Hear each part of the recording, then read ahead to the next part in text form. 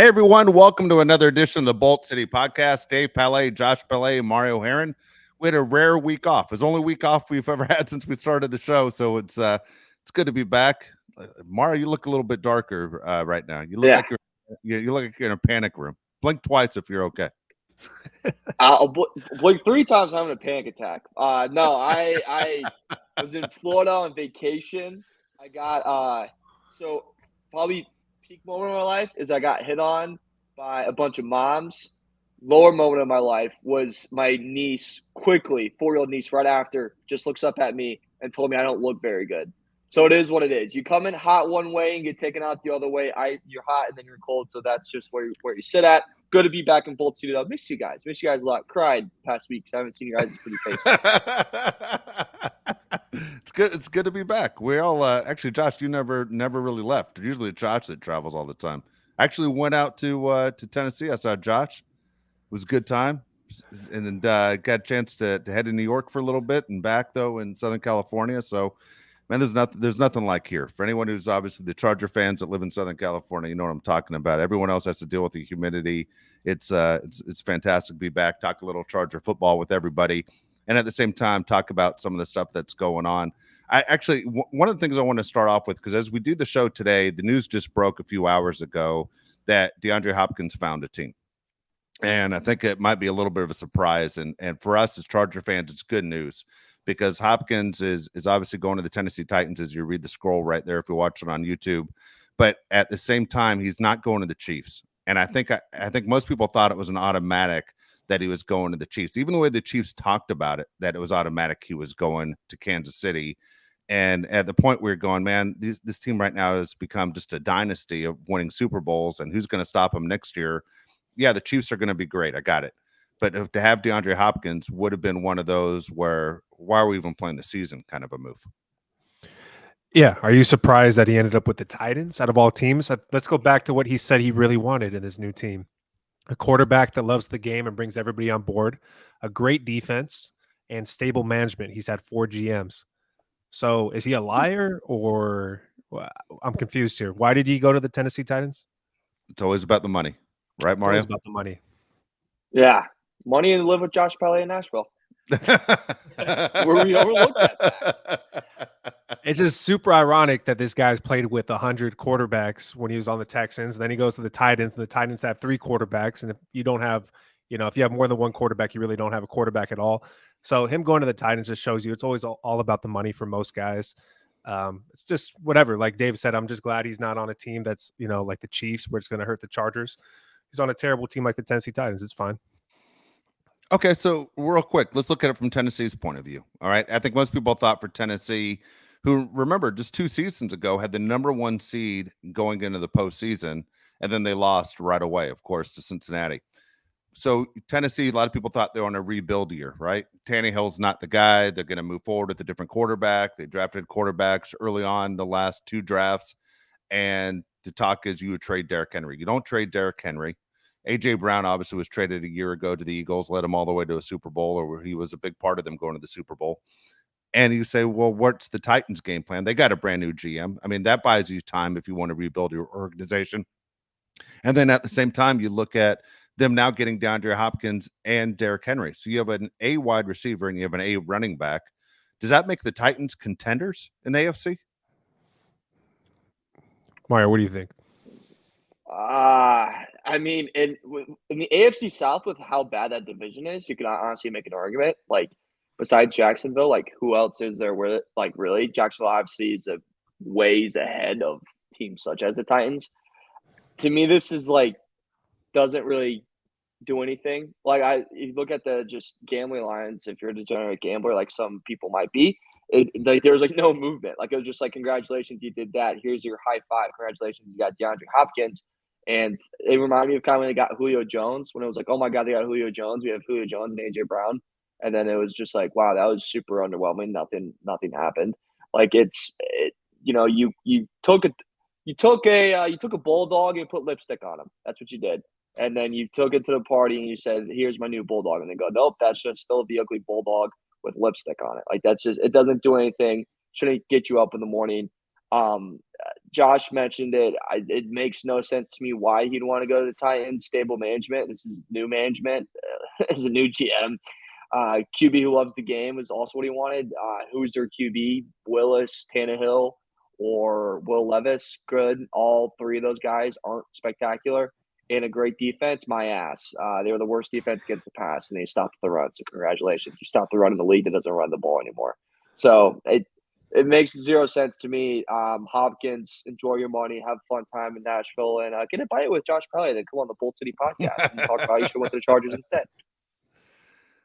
See, I look at this team right now. If you guys had to pick that division, for me, I still say Jacksonville's the number one team in that division. Before today, not only was Jacksonville the number one team in that division, I don't think it was even close. I think it was the easiest division to pick, even easier than the AFC West with the Chiefs in that division, where I would say Jacksonville runs away with it. That they sweep through. They sweep through the Colts. They sweep through the Texans, sweep through the Titans in that division, and that's an automatic 6 wins right there for them. I think right now Tennessee is the number 2 team in that division. It might be a little bit closer than you think. What does that say, though? I mean, like Mario said, they really just polished a turd by getting DeAndre Hopkins. It's a terrible team. Trevor Lawrence is only. Yeah. What were you going to say? Look, my point is this, though. Let's say Tennessee can gain a split with Jacksonville and then sweep the Texans and sweep the Colts. That's 5 wins right there. I mean, that's almost. You gotta win your games outside the division. That's my point. The Titans before DeAndre Hopkins had the worst roster in the league. Yeah, you're halfway there for the postseason. Yeah, but you're halfway there to get to the postseason. Well, who's winning these games? These magical games? Ryan Tannehill? Who's doing this for the Titans? This is a horrible team. You guys, why do you tell me why you believe in Ryan Tannehill? Go. Because Tannehill will play good enough to get the Titans to 5 more wins. The Titans all of a sudden become get how many wins this year? You're crazy if you think anywhere around 10. You ready for this? Write this down, Mario. Write it down.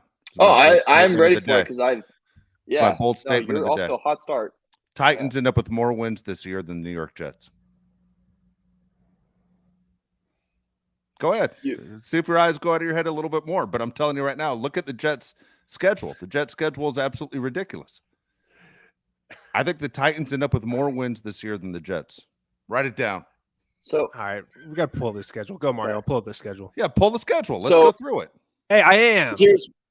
I got the schedule up too. And by the way, just quick side note is the Titans struggle against Houston, by the way. So if you think they can go clean sweep across the board in the division, you got another thing coming. So they'll probably drop one against Jacksonville. And then like the Colts, they could mess around and lose over there. Like I think your take is just that 2 rookie quarterbacks are going against. The Texans and Colts have 2 rookie quarterbacks. Okay, but the Titans could have a rookie quarterback who's, I would argue, a lesser degree than both those. I think you're just looking at Rabel and go, Rabel's going to outcoach everyone in that division. Like, tell me if I'm wrong. Like, is that kind of like the thinking? Because I understand that part. Talent for talent. I'm going to Titans right there. And I think you say what you want about Tannehill. He is a veteran quarterback compared to those other 2. Meaning the Texans quarterback and the Colts quarterback. That's 4 automatic wins. Oh, my God. Their secondary is also, like, by the way, was the worst in the league last year. And they faced the Browns, us, and the Saints to start off the year. So that's pretty good receiving cores and 2 really good quarterbacks to face against. One with eyeliner. I got you. I'm just telling you right now. I have no faith right now in the first-year quarterbacks of the Texans and the Colts. Those guys couldn't win big college games. I don't expect them to win big NFL games. So you think CJ Stroud isn't good enough to just beat a horrible Titans team? Not as horrible Titans team. No, horrible. Absolutely not. I don't. With the new head coach that people really like. Great. That was a horrible hire by the Texans. Horrible. Yeah. Horrible. Really? Why would you hire a defensive coach? We talk about it on this show all the time. What's the Chargers' big problem? They have a defensive coach. Why would you hire a defensive coach when you have a rookie quarterback? I don't care what much you like a guy. I like the guy that pumps the gas at the Shell station. I'm not bringing him on the show. I mean, jack squat to me. Yeah. I think if look, if the Jets have more wins than the Titans this year, I think you owe Josh and I a very, very nice Chargers sweatshirt of our choice. And I want the high end kind. Like, you know when they do like little deals with Lululemon? I want 2 of those. I'm extra large. I'm two? Josh, you want 2? Too. I want one for me and Josh. Okay, fine. Deal. What are you guys going to give me back? Whatever you want, sweetheart. I want an authentic game day Charger jersey. Which one? That'd be Okay. Joey Bosa? Yeah, which one? not Bosa. I'm glad, dude. That's a great question. I want a Justin Herbert. I want a stipulation. There has to be a number of player of my choice. Thank God you just said that out loud. Otherwise, I would have ended up with a Bosa jersey. Oh, you know you would have. Yeah. Yeah, you would have gotten a Bosa jersey quick. Yeah, I want the Herbert one. Either powder blue or white. Okay. That's fair. Okay. All right. Okay. I just don't. You know what? I know we're talking about it because DeAndre Hopkins, one of the best receivers of this generation. I just don't care about the Titans. I don't care about the AFC South. I know the Jaguars beat us last year. You should care because they might take the Chargers playoff spot. That's my Titans point. Won't. No, they won't. They will They're too not. bad. They're a terrible team, dude. All right, Ryan Tannehill. I don't even think Ryan Tannehill is going to play the whole season, even if he plays well, because they want one of the other guys to play quarterback. You don't draft Will Levis that high, just have him sit on the bench behind a guy you already know is not good in Ryan Tannehill. So why would you do that? Malik Willis, who people think could be the starting quarterback this year, was the worst quarterback I've ever seen in my entire life last season. Couldn't agree more. Terrible. Yeah. All right. Give me yay or nay. Give me yay or nay on these games, okay? At the Saints. Okay. Titans win? No. Oh, Jesus Christ. Derek Carr's first game. At the Saints. It's a talented receiving core. They got a better roster. And they're at home. At the Browns? Loss. Okay. It's also they're gonna lose. Chargers. They're gonna lose to the Bengals. Okay. Ravens. Loss. Falcons. Loss. Are we even gonna play this quick game question. fair? Wins. Quick question. What order are you going in? I'm looking at the Titans schedule right now. Regular season schedule. But you went Saints, Browns, Ravens. You're skipping like 3 teams, brother. Not according to what I'm looking at on the Titans page. I'm looking at that they play the Chargers game 2. They play the Saints on September 10th, Chargers on September 17th. That's a loss against the Chargers. Okay. And then Browns. And why did you Browns? And then Bengals. Browns, Bengals are going to win that. I'm not going to waste your time. Okay, my bad. I see what you're doing. I'm sorry. Okay, I'm not wasting your time with those. Yeah, my bad. Ravens, you guys say Ravens. Okay, I don't disagree. Falcons is a win, dude. Don't give me that. I'll go win. They're beating the Falcons at home. Come on. Sure. Okay. Steelers, primetime game at Pittsburgh. Where? Oh, loss. It's in Pittsburgh. That could be a loss, yeah. Okay. At the Buccaneers. Win. It's a win. Okay. Panthers at home. Win. It's a win. Okay. Let's go further down. Seahawks at home. Loss as well. I think the Seahawks are not bad. I don't think the Seahawks are good. All right. I think they'll have a step back of the year. I'm telling you, I think they get 10 wins. I don't think the Jets get 10. I think the Jets end up with 9. I do agree with you on that. Yeah, random thing right here. Zach Wilson bought a house down the street from Aaron Rodgers in Nashville. Is that not weird? Really? Yeah, like they already don't like each other in New York, so now you're not going to like each other in Nashville too. Yeah, I thought that was so weird. That's really weird. Yeah. All right, there you go. All right, there's my rant for the day right there. All right, so we got a bet on the line. I'll be happy to buy you guys your sweatshirts if I'm wrong. He just bought it, and you guys were in the same city at the same time. Yeah, he likes moms. So, could have gone dicey for you. That's son of a gun, man. How about that? That's freaking nuts. Anyway, there you go, man. We'll start off the show right there with DeAndre Hopkins. So my fear is this, though: the Titans all of a sudden become a team that you have to worry about. Like I thought when we're looking at the playoff picture for the AFC, there's no one in the AFC South that anyone was concerned about except the Jags, who of course would win the division and then host a game, and then 3 teams wouldn't make the postseason. And you say, okay, that's enough. But it does cause problems to me, I think, if you're a Charger fan. And that game becomes really big. Week 2 of the season, Chargers taking on the Titans for the fact that you have to look over your shoulder. Can the Titans get enough wins? Because the one thing about the AFC West, the Chargers don't really have those freebie wins, right? Anything can happen in the Raider game, and anything can happen in the Bronco games. Yeah, I think anything can happen in the NFL any week. I just think the Chargers are the far more superior team. I think the Chargers this year have to get at least 11 wins. That their team is just too damn good. You got too many guys that are still good enough to be on a top level, like Joey Bosa.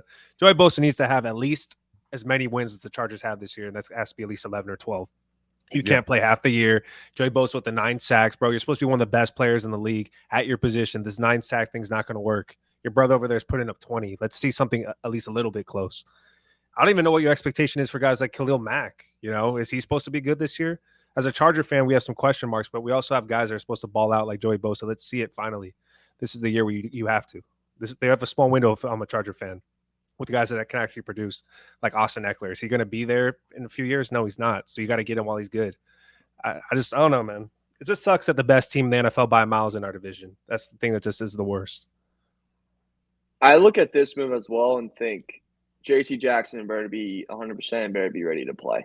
Because to start this year, now he goes from Dolphins, where he's probably going to have to cover Hill, if not Waddle, then Titans, where it's go Hopkins, Justin Jefferson, Devontae Adams. I mean, that is easily, 4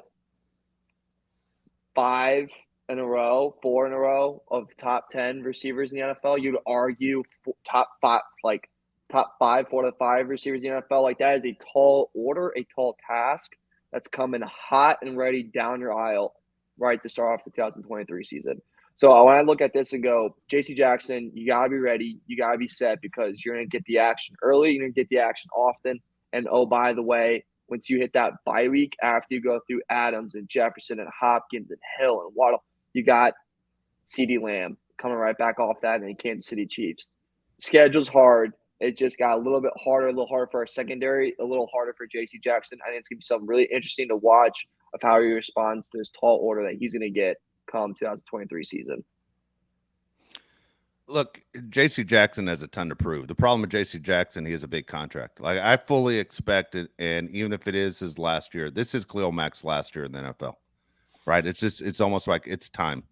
And I hope he goes out on a bang, and I hope he's great, and I hope it's one of those we're having a conversation at the end of the season. Do you try and get Khalil Mack to come back? But we can't expect a lot from him. I mean, you can see, Father Time beats everybody. And so for me, the guys that have the most to prove are Jackson, Khalil Mack, and Staley. Honestly, I believe Staley can hide a little bit, and I think Khalil Mack can hide because there's not a lot expected. J.C. Jackson can't hide from anybody. Mario, that list you gave me, if I was J.C. Jackson, I don't know if I would sleep well the rest of the year. I'd be so nervous about being at an island knowing how bad I was a year ago, and everybody thinks I'm this bad player. I don't care how great you once were. I think there's something in your mind that makes you believe for a second, man, what if I really aren't that good anymore? Maybe there's a reason Bill Belichick gave up on me. Maybe he saw this coming. He's been around doing this for a long time. Maybe he saw this coming. I don't know. I hope I'm wrong on this one. But, man, there's, for me, a lot of nerves on saying I have zero faith in J.C. Jackson right now. He has a lot to prove, and all the names you just read off are scary as can be. Who would you rather have play to their potential this year, J.C. Jackson or Joey Bosa? J.C. Jackson is more important. Like, if Joey Bosa doesn't do anything, you don't notice. You just don't notice. My opinion, I'll let you go, Mario, but my opinion, sacks are overrated. Quarterback pressures are more important than even sacks. If a quarterback thinks that guy is on me all the time, that's a big issue. But the sack, man, what do you get? 1 or 2 of those a game, and that's supposed to be a great game. That's only 2 plays, But J.C. Jackson playing the position he has, man, a wide receiver can embarrass you, can torch you all afternoon, and at the same time, pass interference calls hurt you. I mean, there's so much that goes on with a cornerback getting burned that everybody's going to know. The average football fan won't pay attention if Joey Bosa's having a good game or a bad game, unless he, ends up with like some crazy day where he has like 4 sacks in one day. But I don't know. Again, if I'm a quarterback knowing that the guy is on me all the time, let me ask you this real quick before you answer that question more. I want to go back to what Josh just said. It was one of the biggest issues Joey Bosa has is that he has a brother with the same last name that's as good as he is in this league. I mean, it's 100%. really it's a huge detriment, right? To have a brother that's that good, where people go, why can't you be your brother? Because there's not another guy that we talk about like that in the league. Dude, the fact that Joey Bosa was like that guy at Ohio State, and then he came to the Chargers and was that guy, won Rookie of the Year, and then he's been not that guy since. Yeah, dude, it hurts Cool top. really bad. Yeah. lemon in the eye, dude. It's horrible. Yeah. And then your brother's literally the best player at the position in the league. It sucks. And we've had this conversation before how the Chargers never have the better brother. You go back Yeah. to the Pounceys and the Gronkowskis and a few others that I can't think of right now, but the Chargers never have the best brother. It's Watts, awful. Derek Watt. The Watts. Yeah, exactly. Awful. The Chargers never have the best brother. Sucks, man. I want to see Nick Bosa one time wearing Charger gear at a Charger playoff game. That would be cool because I've seen it a bunch of times of Joey wearing 49er gear. Sick of that. Sorry, Mark. I cut you off like 2 topics No, ago. you're Go good. ahead. Back to Josh's point. Pass rusher and a good pass rush can hide a weak secondary. A weak secondary cannot hide a weak pass rush. So if Bosa gets to the QB before the receiver came and break out of his route before Jackson can get beat by a hill downfield, then that can hide it, right? Like that wound can hide behind that Band-Aid. So for me, it's like, yeah, it's Bosa. I'd rather have Bosa. If Bosa's in a QB's face the whole time, if he's in, Mahomes' face the whole time, if he's in Lamar Jackson's face the whole time, Aaron Rodgers, we have a tall order of QBs we're going to face this year. That can really, really hide a tough day that Michael Davis and J.C. Jackson are having. That can hide Travis Kelce beating Derwin James on a route. Like that stuff can hide that, and I think that can be a bigger influence in a game than, look, you can be the best corner in the world, but if the QB has 5 to 7 seconds to throw the damn football, you're going to get beat. I don't care how good you are, how good an athlete you are. You're going to get beat. You're going to get tossed. That's why those 7-7. My high school, we were probably the best 7-7 team of all time because you had like freaking 8 seconds to throw the damn football. But once you put an O-line in front there, it's like, yeah, we have no one that can block anyone. So our QB is going to get lit up. So that's just my thing, is at the end of the day, a pass rush can hide other things, and the secondary can only do so much.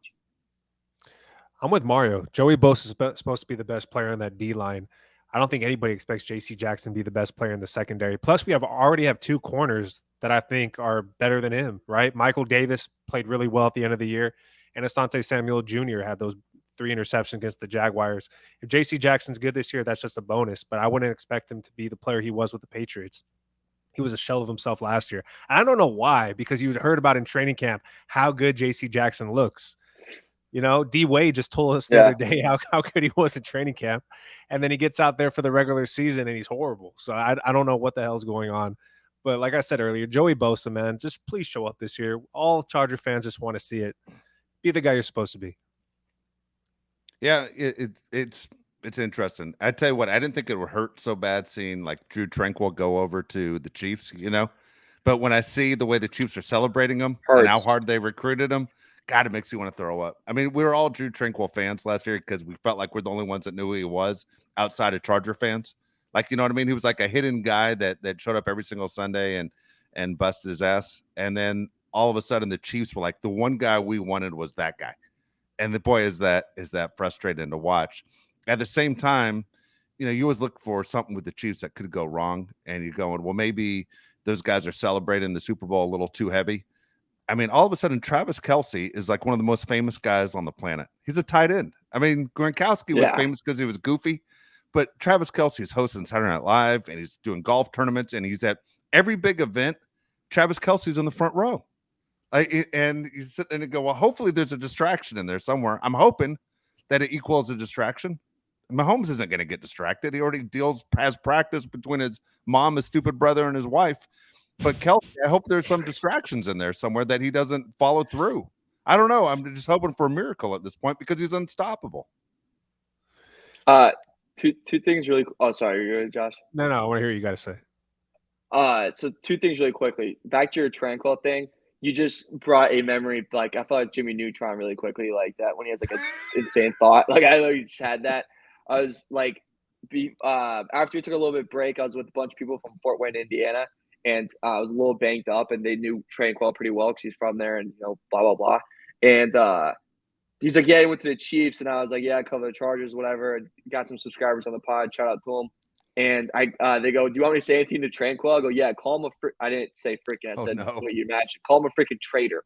That's why I wanted you to tell him." I was like joking, but I didn't think I was joking. So if that got right to Tranquil, which I'm about 98% that it did, it is what it is. That's my bad, man. You want to come back on anytime? They didn't really mean it. Second, I think Kelce, like, I'm getting a Kelsey overload, and like that's fine. Like he's an entertaining guy. He's a good football player. He's funny, whatever. Like congratulations, but a little bit of overload. And I watched. Mahomes seems like a really nice guy. He's a hell of a football player. Yada yada yada, dude.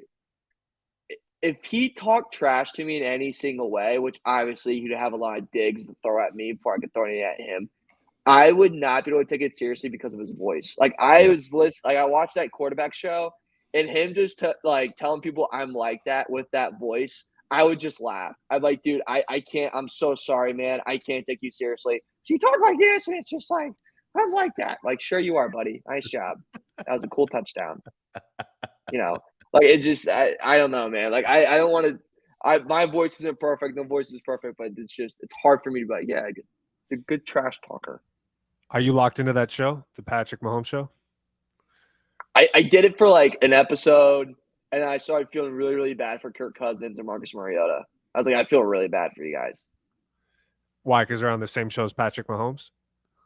Yeah, and they just get trashed all the time. And you like, dude, you learn to love Kirk Cousins so much because he's just does it like how people like try to be like who they're not, and you're like, dude, you're not like don't try to be funny if you're not a funny guy or like entertaining if you're not. He's just like, dude, I am just a normal guy. Like I'm very boring. Like I shop at Target. Like he like, says that he's like, yeah, I don't like have expensive crap. Like I'm just a normal white dude that's somehow good at a sport that I shouldn't be. Like that's just like is what it is with them. He seems like a beaten dog. I've heard him do interviews before, and he's a cool guy, like you said. But he seems like he's been tormented so much in his life that he's just like used to it in some way, if that makes sense. He's numb to all the crap. Even Justin Jefferson didn't even put him in his top 5. And he's obviously not a top 5 quarterback. But it's just funny to me how Kirk Cousins is always getting crapped on, even by his own star receiver. It's like the guy just cannot get away from it. He was drafted right behind another quarterback. Even when he came in the league, things started out bad. The whole thing's weird with Kirk Cousins. Great line, though, that I heard from the show. If my haters saw me walking on water, they'd say it's because I can't swim. Oh, that's pretty funny. Yes, that's a great line. Yeah. I like Kirk Cousins. He chokes. Everybody knows that. Doesn't play good in primetime games at all. Yeah, playoff games, primetime games. Viking fans hate him. Just hate him. He kind of reminds me of like Rob Lowe in Parks and Recreation. It's like you say anything negative to him, and he's just like, positive back to you. Like today sucks. He goes, well, today doesn't suck that bad because today I had eggs and sausage. Like he's just ultimate like positivity, dude. He's an interesting guy. All right, Mario, fire through some of these odds for the Chargers. All right, as far as odds going into the 2023 season. All right, so we're deciding to do something a little fun because I'm trying to get the crew into a little bit more gambling, and it's working. It's working slowly but surely. So like we're gonna do a thing like which Chargers bet you would place for the year. We're just gonna go through them. We've gone through some of these already, but just a little bit of refresher for the people and back. All right, so some bets that we're talking. If you want to go find these, are our great friends at BetMGM, the king of sportsbook. So first is over and under 9.5 wins for the Chargers is one of the bets they can get right now. 28-1 to win the Super Bowl, 16-1 to win the AFC, 3-1 to win the AFC West. 9-1 for our king, beautiful king, Justin Herbert to win MVP, and 25-1 for Brandon Staley to win Coach of the Year. And here's a weird one that I found. 7-1 for Herbert to have most passing touchdowns in the NFL, which I thought was very, very interesting.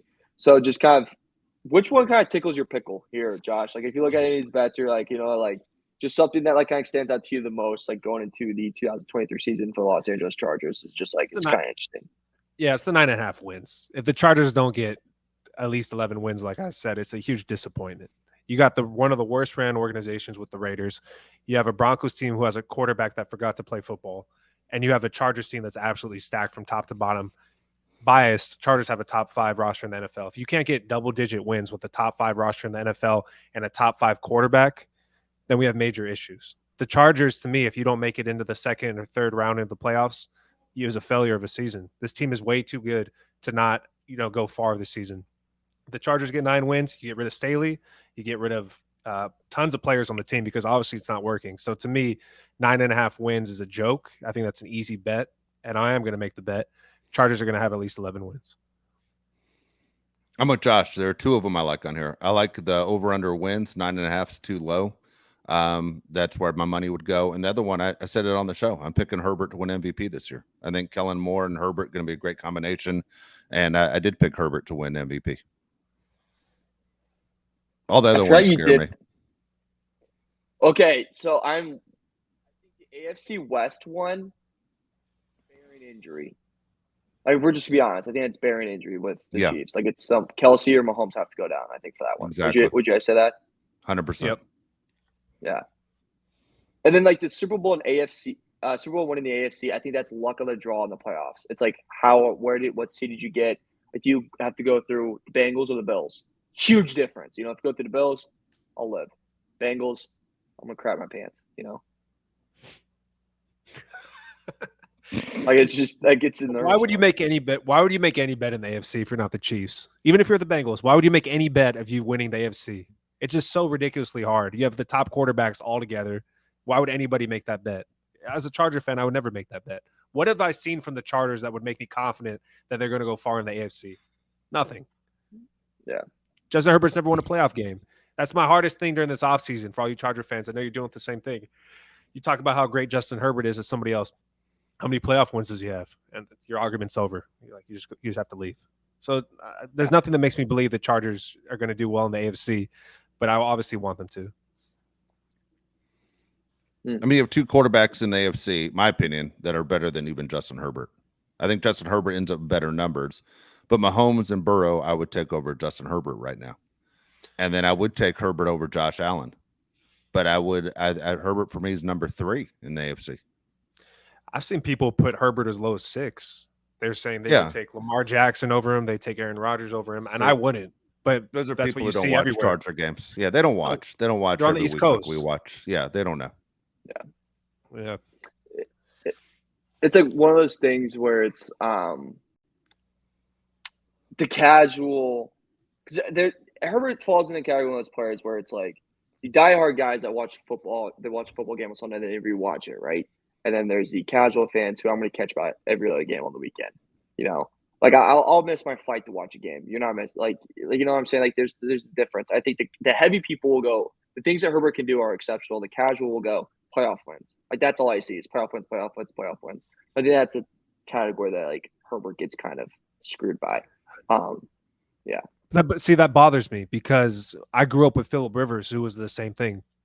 Phillip Rivers is what, top 5 all time in yards and touchdowns with the horrible playoff record for the most part.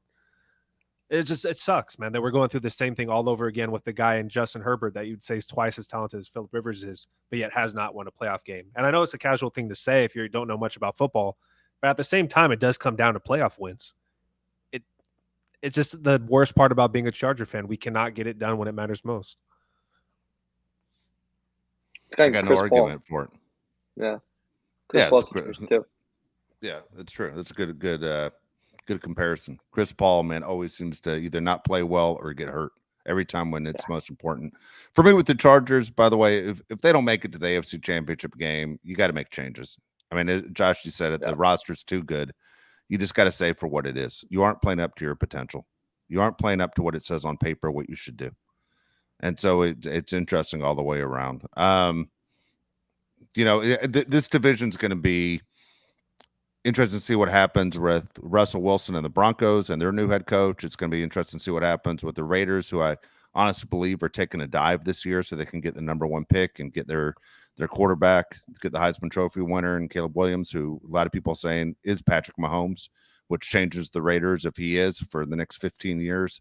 And you go, are you going to eat it if you're that one team in the league? Now, Josh Jacobs, came out today and said, hey, don't expect to see me in training camp until I get my contract taken care of. You aren't going to see me. He's in the same situation Saquon Barkley's in, of saying, hey, pay me. This is what it is. And we've talked about this before with running backs. Is the running back position the worst position to play in the NFL as far as getting taken care of? The Charger fans know what happened a few months ago with Austin Eckler. Wasn't happy. And guess what? Austin Eckler still is in a situation where he's probably still not 100% happy. He thought I've played well enough to get a huge contract, not just enough money to keep me quiet for one more year. So it's interesting all the way around of what happened. So that being said, speaking of running backs, because Josh says it every single show, he doesn't like the backup running back situation for the Chargers. Are you guys surprised that both Dalvin Cook and Ezekiel Elliott don't have teams as of today when we do the show on July 16th. I'm surprised Dalvin Cook doesn't, because he's still a top running back. Ezekiel Elliott to me is not that great, but Would you Dalvin take Cook him is as a surprising. backup? Would you take Yeah, I Ezekiel as a would. backup for? I would. For Would Eckler? Would Ezekiel Elliott want to be a backup running back? I don't think he would. Yeah, how much would that cost? Well, right now, no one else is knocking on the door. Yeah, as far as we know, no one else is knocking on the door. I mean, the deal is if he comes to the Los Angeles Chargers, guess what? He already knows the offense. That's true. That's a good point. Yeah, the Joe Mixon thing was weird. I don't know. The whole running back thing just makes you feel uncomfortable talking about it, because you feel bad for these guys like Austin Eckler. Him coming out the other day saying that the backup wide receivers make more money than I do, you're like, oh, gosh, that's hard to hear. Then you have half the Charger fans out there that are like, shut up and play. So That's me. That's me. Yeah. Don't sign a Yeah. contract if you aren't going to live up to it. Nobody wants to hear you talk about your money. Nobody wants to hear that. Season ticket holders don't want to hear it. I don't want to hear it. No one wants to hear it. No one makes the money Eckler makes. Now, look, I understand his career is cut short because he's an NFL player and he can't work till 65 and get the gold watch when he retires. This is the path you chose. Nobody wants to hear you complain about money. I don't care how much money you lose in taxes and living in California, everything else. We don't care. We just care about wins, and we want to see effort. For you to sit there and come out with that statement shows me you aren't all in. Your brain is somewhere else right now, going into a really important season. What do you think about his argument? Receivers get paid a ton of money. I have more catches than receivers do. I should get paid more, like Deebo Samuel. Fine, he's not wrong, but keep that in house. Go say that to Tom Telesco. Go say that to Dean Spanos. Don't tell us that. Who are you talking to? No, again, nobody wants to hear that. I'm trying not to swear right now, but honestly, God, we just don't care. Do you care? Does it really bother you if either one of you lost sleep because Austin Eckler's not getting paid what he wants? No, I don't. I don't lose sleep. Austin Eckler has amounted to 0 playoff wins as a Charger. Yeah, that's the number right there. We want to talk numbers, Austin. Let's talk about playoff wins. You show me your ring, Austin, that you got for me. I'll show you my ring. You show me your ring. And then we're going to walk down the hallway and look at the Lombardi trophy that doesn't exist in the trophy case. Otherwise, go out there and live up to your contract and play as hard as you can. That's all. Enough. Shut your mouth. And okay, but in his defense, like if I was working somewhere and guy next, I'm trying to think this in radio terms. My morning show does better numbers than his afternoon show, and he's doesn't work for a lot of the year, and he gets paid 2 times more than I get paid. I have a big mouth. I'm going to be spewing it out to every freaking podcast, every show I go on. I'm going to mention it a little bit. Just devil's advocate, I get where he's coming from. I'm sitting next to Mike Williams. I'm sitting next to Keenan Allen, and I'm seeing what they're getting paid. I'm like, your production's not even matching close to mine, and I affect 2 parts of the offense, rushing and receiving. I understand the frustration. Do I think he's going to get the money anywhere? Probably not, because we're just in this standstill of running backs getting screwed after getting screwed. But the fact, and the Barkley thing, Sean Marash, New York radio guy, says the deal is going to be done by tomorrow. That's like a common thing apparently in New York right now. It's going to get done. We'll see. If that's right, then everyone can tweet at me saying nice take. If that's wrong, tweet at Sean Marash. That's Sean with the H, S-H-A-U-N. Marash is M-O-R-A-S-H, and just be a little mean. Like, hey, you're an idiot. That's all I got. Okay, here's the deal. You chose the wrong position. If you're that upset about it, I remember this again. I don't know if you guys remember. Remember Jimmy Graham from the Saints, the tight end, who argued it. Yeah, and the Bears and the Seahawks and the Packers and everywhere else he went that he got worse and worse. Do you remember when he went to arbitration and he said he wanted this amount of money, and he said, I catch more passes than any tight end out there. And the guy's like, wait a second, what position did you say you play? And then they went and compared his contract to tight ends, not to wide receivers, to tight ends. And he got less money. And it was on his Twitter bio that he was the tight end, and he got less money. If Austin Eckler was listed as a wide receiver, then he'd be slotted for more money. But he's listed as a running back, and this is the game. This is what it pays. And as fans, as we just saw you lose to Jacksonville after that huge lead, it wasn't Austin Eckler's fault, but guess what? You were on the team. Enough. 0 playoff wins. Stop talking. Just go play. I'm burnt out. I'm really disappointed that he's made this public. That he should keep this in the locker room. If not even the locker room, don't bring it in the poison in there. Literally go down the hallway. Tom Telesco's not a big guy. You can intimidate him. Go ahead. But okay, but like you're again counter that. It's not like he's on going F the Chargers, F the city of LA. I threw away my gear today. You know, he's posting a video of him lighting the freaking charge on. Like he's not doing any of that stuff. He's not, liking tweets or taking charges out of the bio on the Allen Robinson crap. Like he's not doing anything like that. He's saying, I love playing for this team. I love being in LA. I love everyone there. I believe in Staley. I believe in Telesco, blah, blah, blah. I just want to be paid more. Like I think that's a more respectful way to go about it than going, Darren Ravel tweets, why is Chargers taking out his bio? Why is he liking tweets of people saying you should go to the Bills? Like, if it's anything like that, then I'd be like, dude, come on. Like, let's just be grown-ups. I'm 24 years old. I'm immature as hell. But let's be, like, kind of grown-ups about it. Like, don't be liking that. Don't be doing all that shady stuff on social media. And he didn't. He was very upfront about that. So that's the part where I think I'd, like, respect that more than being, like, I like to tweet saying the Chargers are dumb like that. Let's get out of here. It's been 7 months, though, Mario. He's been complaining for 7 months. They even gave him $1.5 million more to stop complaining, and he's still complaining, which I was completely against giving him that money. Yeah, he'll probably complain until he puts the pads on in training camp. Like, that's just what it is. I hope it ends. Why do you think it's going to end? I think we're going to listen to this guy talk in November if he has a good year. Because we're in freaking July 16th, and instead – LeBron James changed his number from 6 to 23 was an actual alert I got on my phone as breaking news today. Like, that's just where we're at in sports right now. So, like, if he just even whispers that he's underpaid, like, that's going to get out. It's going to get out. We're in a dead week of news right now. It's not going to come out during the season. I bet you that 110%. I hope so. It's been 7 months, and we did not finish the season well, actually with a horrible taste in our mouth. And now, to me, he's starting the season with a grudge on a chip on his shoulder. I don't know. I'm frustrated listening to Austin Eckler complain. From a guy that I liked a lot to a guy that really I'm frustrated with right now. Stop talking. Sorry. And by the way, I do have an opinion on LeBron James. Okay. This is what the NBA should do and make LeBron pay for it if you want. Everyone who bought a number 6 James jersey should be able to change that jersey in for a 23. That is ridiculous. Okay. You keep changing your number 23 to 6 to 23 just on one team. Go ahead. The NBA should do the right thing, or the Lakers or LeBron, and reimburse every fan who bought a number 6 jersey. Because when it's all said and done, it's going to be a 23 jersey up in the rafters at Staples Center, and it's not going to be a number 6 jersey. And I'm really happy as a Kobe fan that it's not going to be a 6 and a 23. It's just going to be one number because LeBron doesn't deserve 2 numbers retired for the Lakers. Josh, quick question though. Would you do that? Because let's think about like kids our age. Like, how much cooler of a jersey is the Kobe 8 jersey than the Kobe 24 jersey?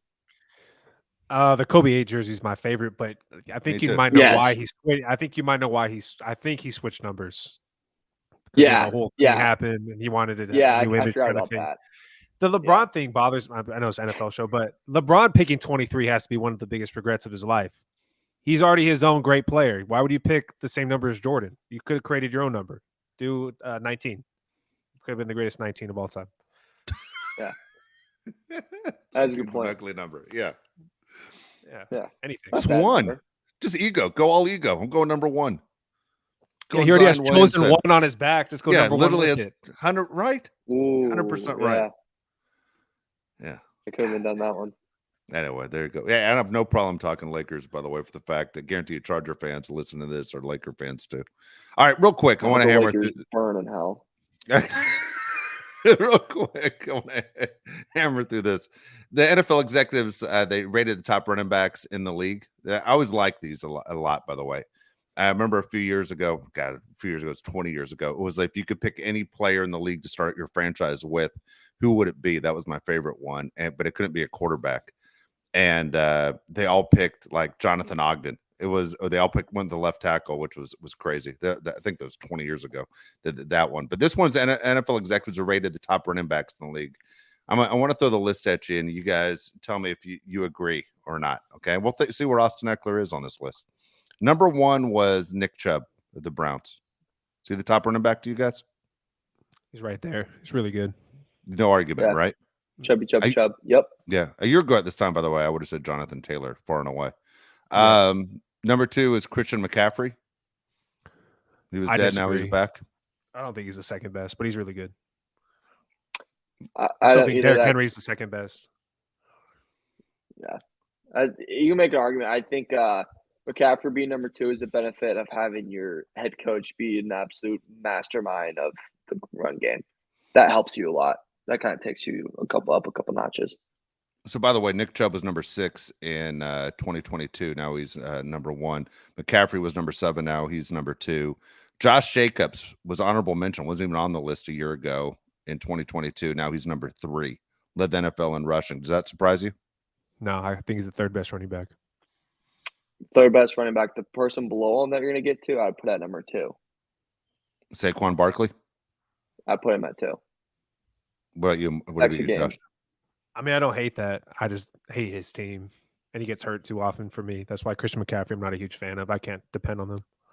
It's one of the reasons I love Austin Eckler, honestly, is that Eckler doesn't get hurt the way Saquon Barkley gets hurt. What, Mario? G-Man get you? Just that team sucks. So yeah, okay. JC Hasenhauer, who we're going to have on the show, is great. He's on that team, but the rest of the team sucks. That's my first question to him. Josh probably says hates guys. That's funny. Number 5 is Derrick Henry. Last year, he was ranked number 1. I think when everybody's healthy, and the knock would be what I just said, maybe he gets hurt, but when everybody's healthy, he's right there at the top as the best running back in the NFL. I think he's 1 or 2. I agree with that. Yeah. He's top 5. I think this might be a perfect placement. I'm just really interested to see when he go, like when the wheels fall off. I'm really interested to see we kind of saw it last year, but there are still times like, okay, never mind. But I'm interested to see when the tires really come off on him. You know why I have him rated so high is because I think if you ask defensive players who's the one running back you don't want to face on Sunday, I think they would tell you it's Derrick Henry. Mm-hmm. He just puts a beating on your body. Now here's one to me that surprising, Mario, and it's right in your backyard because he was one of those automatics, everyone's first pick in fantasy, football. It was Jonathan Taylor. Matt Ryan comes in. It's a mess with the coach. It's a mess with Matt Ryan. It's a mess with ownership. It was a whole disaster with the Colts last year, but Jonathan Taylor disappeared. So he's number 6 on the list. What's the book on Jonathan Taylor right now where you are? He's kind of, if you ask every Colts fan, there's the excitement of AR, and then there's the question mark of what's going to be Taylor in 2023. Like, is he going to be Taylor in 2021? Is he going to be Taylor in 2022? Like, what's going to happen? Obviously, they have the highest paid O-line in the NFL, and they were a huge letdown this year. Side note, I just farted, and it smells so bad when I plug my nose, and I still think Jonathan Taylor stunk more this year than that. Like, I'm not a big Jonathan Taylor guy. I think he reminds me of Jordan Howard a little bit. That was that started running back for the Bears that broke like a Walter Payton record for him. And guess what? He's out of the league right now, or a practice player. Like, I think that's what Jonathan Taylor is. Like, it does nothing for me. I would not. 6 is really high to put him up there with top running backs. I'm not big on him at all. I tell Colts fans all the time, if you're excited about him to be big this year, I think you should downplay your excitement. Number 7 on the list is Alvin Kamara. He was number 5 last year. Where do you see Kamara? You talk about wheels possibly coming off. Kamara is that guy that I always think the wheels are going to come off, but then his numbers are always pretty good. What do you think about Kamara?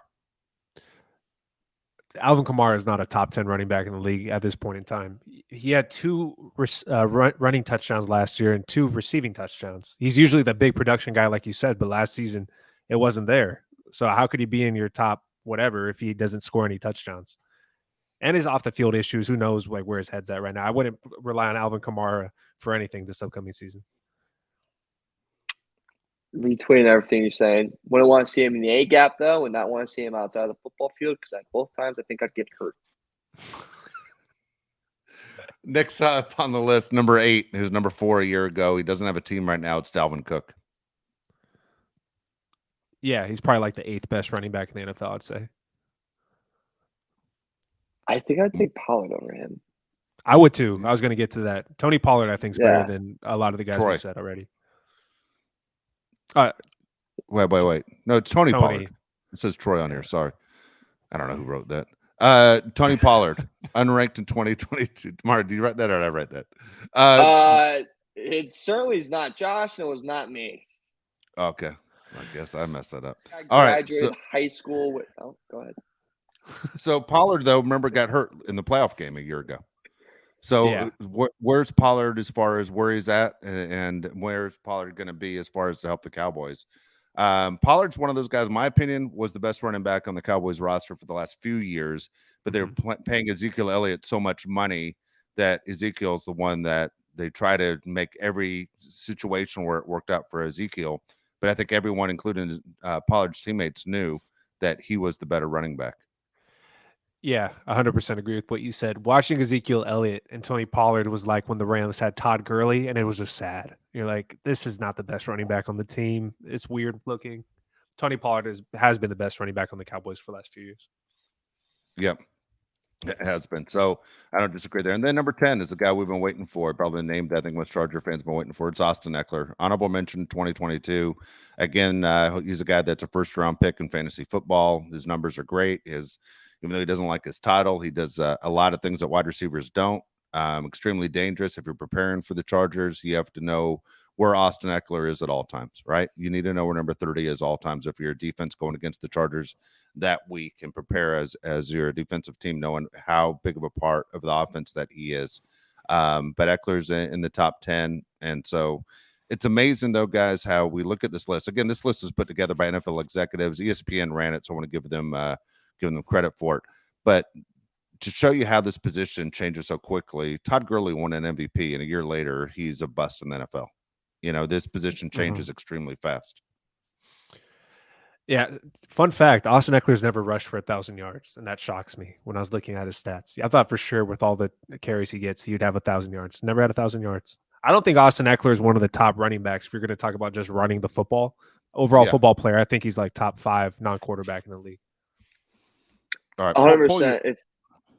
One of you guys, you have a calculator by you on your phone, Josh? You get your phone? Yeah. Divide 17 into 1,000. How many yards is that a game that you need?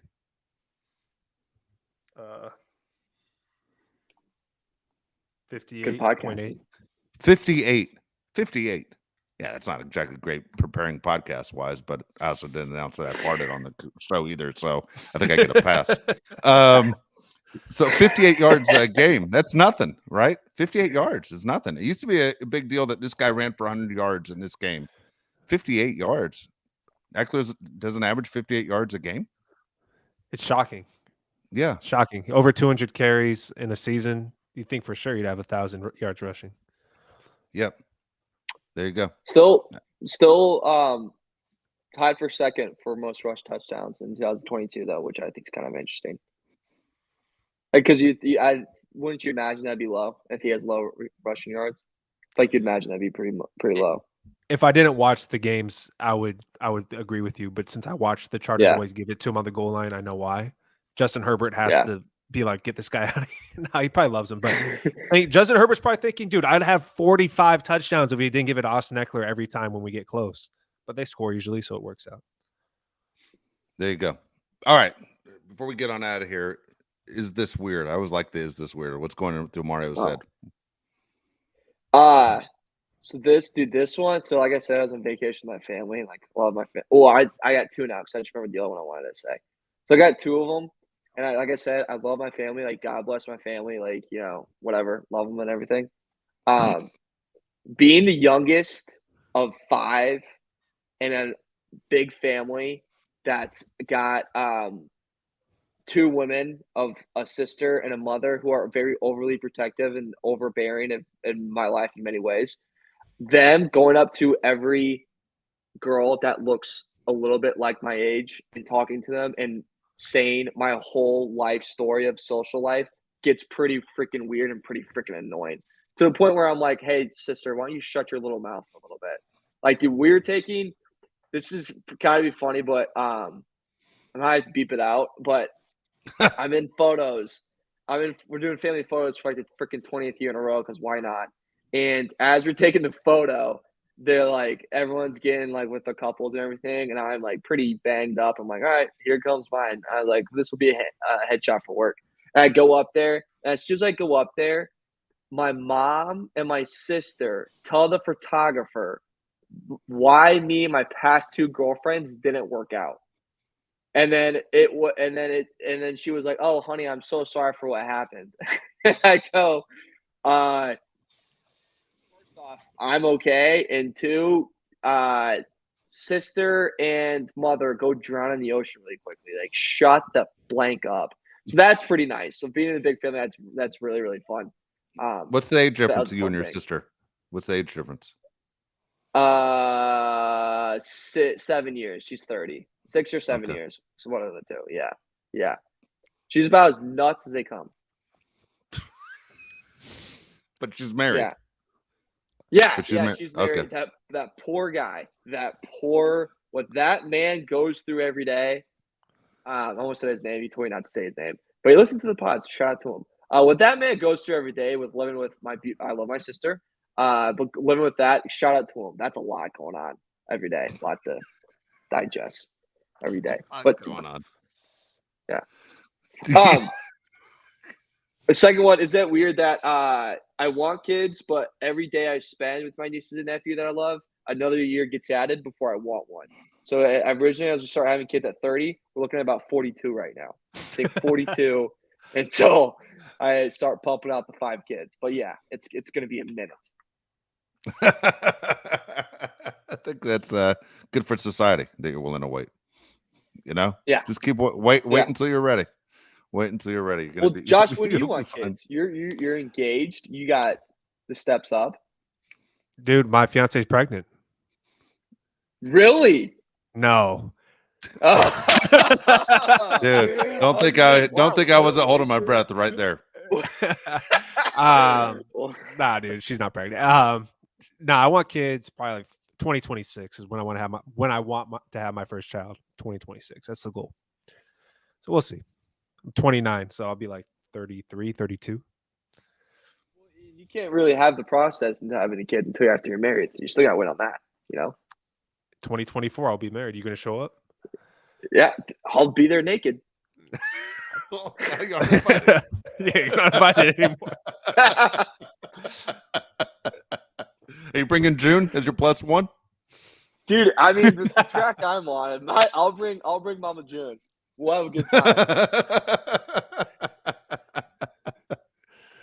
Oh my God. The honest opinion of what they think of everyone. It'll be funny. I'll say, June, pop off, queen. All right. We'll wrap it up, man. This is completely off the rails. All right. We'll be back real soon, actually. We'll have another show coming up real soon. We aren't going anywhere. We're going to be talking a lot of Charger football with you. We'll see if Austin Eckler mouse off before we come back. But if he does, we'll talk about that too. But again, we'll be back talking Charger football with you. Thanks again for watching on YouTube. And of course, if you listen through the Odyssey app, again, thanks to Odyssey as well. Again, Bolt City Podcast. Josh Pele, Mario Heron. I'm Dave Pele. We'll talk to you next time.